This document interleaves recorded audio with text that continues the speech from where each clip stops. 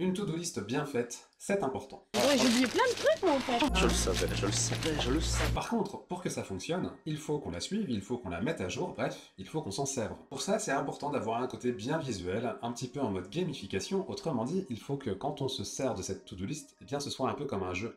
Il faut que d'abattre nos tâches, de réaliser notre travail, ça devienne satisfaisant avec un petit shot de dopamine à chaque fois qu'on valide quelque chose. Ça tombe bien, avec Excel, on va pouvoir faire ça. Dans cette vidéo, on va donc voir comment mettre en place des cases à cocher, comment réaliser des mises en forme conditionnelles un petit peu sympathiques, un petit peu comme vous pouvez le voir sur ce visuel. Sympa, non? Bien sûr, comme d'habitude, je vous conseille de télécharger le fichier que j'utilise pour travailler en même temps que moi, c'est comme ça que vous pourrez vraiment progresser en vous exerçant. Comme d'habitude également, cette vidéo vous est offerte par Brain Formation, mon organisme de formation spécialisé sur Excel et sur Power BI. Assez parlé, au boulot.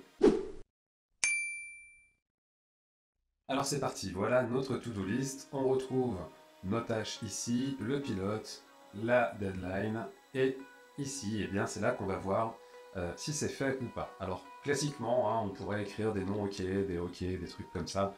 C'est pas super sympa, ça demande quand même de cliquer sur la cellule, d'utiliser le clavier pour saisir, bref, c'est pas génial. Et c'est là que nos cases à cocher vont devenir très sympathiques. Et en plus de ça, la cerise sur le gâteau, c'est que c'est super facile. Donc, je sélectionne, hop, mes cellules. Je vais dans Insertion et je vais cliquer sur Cases à cocher ici. Comme ceci.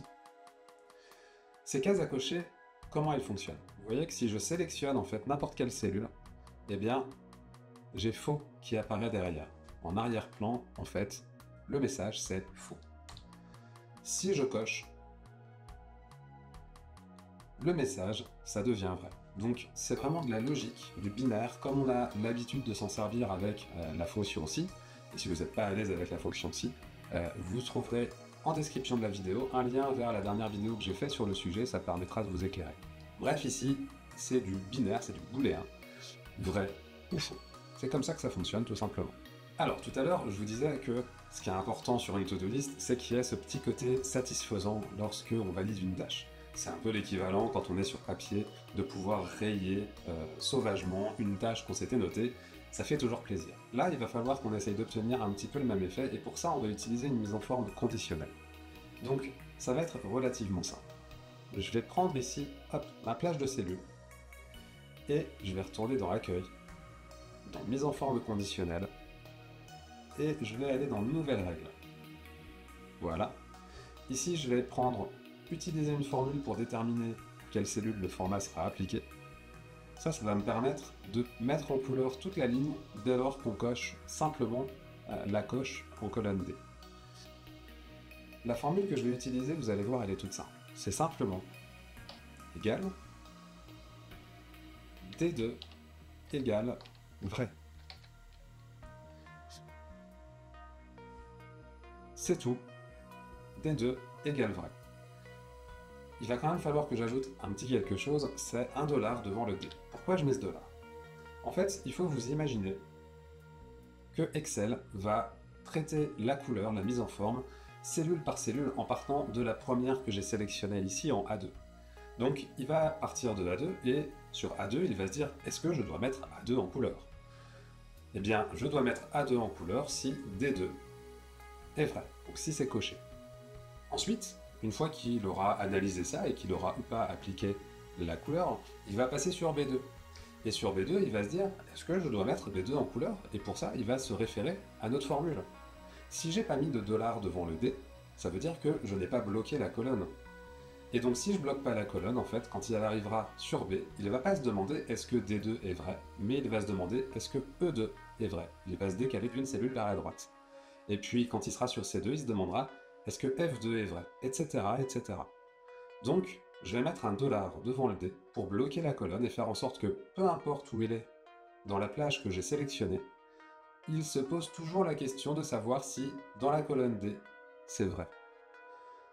Je ne mets pas de $ devant la ligne, parce que je veux effectivement que, quand il va passer de A2, disons, à A3, eh bien, il se dise, est-ce que D3 est vrai? Donc, j'ai envie qu'il se décale sur la ligne suivante. Du coup, je ne bloque pas la ligne, je ne mets pas de $ devant le 2. Voilà, donc ça c'est le seul point, on va dire, un petit peu délicat à comprendre, en tout cas quand on doit faire la mise en forme par soi-même sans avoir de tuto, là pour le coup, vous avez qu'à suivre le guide. Du coup, là vous voyez, je clique sur format pour définir quelle mise en forme appliquer dans le cas où effectivement D2 est égal à vrai, et donc là, je le mets en vert. Je vais valider ça, et vous voyez que du coup, hop, il m'a mis toute ma ligne ici, en vert. Si j'en coche d'autres, tac, c'est dynamique, c'est génial, c'est fantastique, on est content. Maintenant, ce qui pourrait être pas mal, c'est d'avoir aussi quelque chose qui nous alerte quand une tâche en retard n'a pas été réalisée. Donc, je vais resélectionner ça, je vais aller dans mise en forme conditionnelle, nouvelle règle, et on va refaire à peu près la même chose. On va dire, pour commencer, si D2 est faux, alors je vais mettre cette couleur. Et je peux valider ça comme ça. Le problème, vous allez me dire, c'est que là, bah, c'est cool, mais 25 janvier, on a encore de la marge pour nettoyer les toilettes. Non, toutes les semaines, ce serait bien. Bref, peu importe. Je vais du coup, même pas forcément resélectionner tout ça. Je vais aller dans mise en forme conditionnelle et je vais faire gérer les règles. Et là, je retrouve, vous voyez, ma règle D2 égale faux.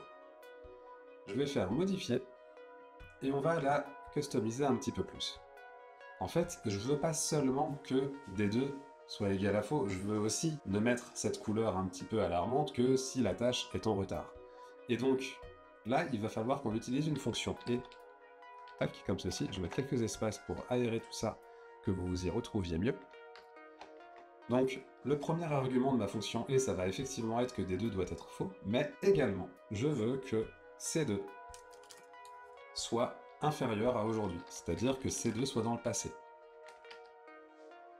Alors là, j'ai oublié, hop, d'ouvrir et de fermer la parenthèse pour la fonction aujourd'hui. En fait, cette fonction, elle ne demande pas d'argument, parce qu'aujourd'hui, c'est aujourd'hui, il n'y a rien à préciser de plus, mais comme c'est une fonction, Excel va quand même vouloir qu'on ouvre et qu'on ferme la parenthèse. Hop, et je referme bien la parenthèse ici, de ma fonction E. Comme ceci. Si j'applique, vous voyez, hop, je n'ai plus que la tâche du 9 janvier qui est en retard. Aujourd'hui, nous sommes le 13, donc à l'heure où j'enregistre cette vidéo, nous sommes le 13, donc ici, c'est pas encore en retard, pas de souci. Par contre, le 9 janvier, c'est bel et bien en retard. Donc là, on commence à être pas mal. Évidemment, si je la coche, eh bien, elle repasse en vert. Et de la même manière, ici, c'était le 10, donc si je la décoche, eh bien, ça passe en rouge. Toujours dans l'idée de gamifier un petit peu, on va pouvoir essayer, par exemple, de se calculer un pourcentage de réalisation. Donc pour ça, on va utiliser une fonction NBC. La fonction NBC, je l'ai déjà présentée dans des précédentes vidéos, pareil, je vous mets le lien en description. Si vous avez besoin d'aller voir pour mieux comprendre, eh ben, n'hésitez pas. Alors, en gros, hein, la fonction NBC, elle a deux arguments. Une plage, ça va être la colonne D, et je vais lui dire compte des nombres dans la colonne D, le nombre de cellules où tu trouves vrai. Et voilà. Là, j'ai, alors 300% parce que j'étais en pourcentage, je vais revenir, voilà, en format standard. En l'état, la fonction NBC, elle me renvoie 3 parce que j'ai coché 3 cases comme étant réalisées. Voilà, si j'en rajoute, ça augmente, c'est sympathique. Et voilà. Maintenant, vous allez me dire, ça c'est pas un pourcentage de réalisation, c'est le nombre de tâches réalisées. Et vous avez tout à fait raison. Du coup, on va rajouter un petit quelque chose ici. On va diviser ça par une fonction nbval qui va compter le nombre de valeurs, alors dans la colonne A, dans la colonne B, peu importe. Je vais prendre la colonne A, et là comme ça, j'obtiens bien un pourcentage. Le problème, il y a toujours des problèmes, vous allez me dire. Le problème ici, c'est que il me sort 36%, c'est pas juste. Regardez, j'ai 10 tâches ici, j'en ai 4 qui sont réalisées, 4 sur 10 ça fait 40%, pas 36. Pourquoi j'ai 36?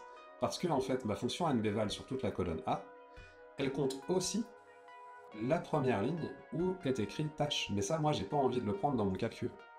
Alors, on pourrait s'embêter un petit peu à toujours réajuster la plage du nbval pour ne prendre que de A2 jusqu'à la fin de notre feuille, mais moi, je suis un petit peu feignant, j'ai pas envie de devoir faire ça, donc je vais juste rajouter un -1 ici à la suite.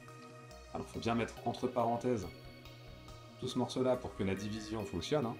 Donc, entre parenthèses, nbval AA -1 pour retirer le compte de cette première ligne, Et là, j'ai bien 40%, c'est top.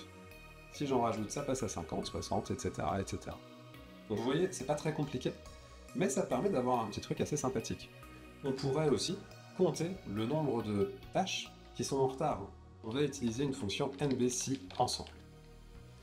Cette fonction NBC ensemble, c'est comme une NBC, sauf qu'on va pouvoir mettre plus de critères. Et donc, non seulement je vais pouvoir regarder en colonne D combien j'ai de faux, mais je vais aussi pouvoir regarder en colonne C pour que non seulement il compte lorsque c'est faux en colonne D, mais aussi il va falloir qu'en colonne C, ce soit inférieur à aujourd'hui. Donc je remets ma fonction aujourd'hui comme tout à l'heure dans la mise en forme conditionnelle et je referme la dernière parenthèse pour ma fonction. Je pense que vous verrez mieux si je me mets ici, voilà. Je referme la parenthèse pour ma fonction NBScience. Donc là vous voyez, j'ai bien tac, quelques espaces, vous y verrez plus clair. Voilà, vous avez bien, premier argument, en D, il faut que ce soit faux, et en C, il faut que ce soit inférieur à aujourd'hui. Là, donc, j'ai bien mes deux parenthèses, comme tout à l'heure, pour la fonction aujourd'hui. Si je valide ça comme ça, il compte effectivement que j'ai un retard dans ma liste. Si je le coche, j'ai plus de retard, et admettons que voilà, ces deux-là ne soient pas réalisés, j'en ai deux en retard. Alors certes, j'ai des réalisations sur certaines choses, mais qui étaient prévues pour plus tard. Voilà, ça permet d'apporter un petit peu de finesse d'analyse. Pourquoi pas? Et voilà, c'est tout pour cette vidéo. J'espère qu'elle vous a plu et qu'elle pourra vous aider. Si c'est le cas, eh bien, pensez bien à laisser un like, à vous abonner, à mettre un petit commentaire, ne serait-ce que pour me dire que ça vous a plu et que ça vous aide, ça fait toujours super plaisir. Surtout, n'oubliez pas que le voir, c'est bien, mais le faire, c'est mieux. Donc, téléchargez bien le fichier que j'ai utilisé pour pouvoir reproduire tout ça chez vous. C'est comme ça que vous pourrez réellement progresser. Et si vraiment vous avez envie de progresser, d'aller beaucoup plus loin sur Excel, n'oubliez pas que formateur, c'est mon métier. Vous avez tout ce qu'il vous faut pour me contacter et pour discuter avec moi directement de vos besoins et de ce que vous aimeriez faire en termes de formation dans Excel. N'hésitez pas, ça coûte rien. On pourra voir si on peut travailler ensemble. D'ici là, je vous remercie de m'avoir écouté jusqu'au bout et je vous dis à très bientôt pour continuer à progresser ensemble sur Excel.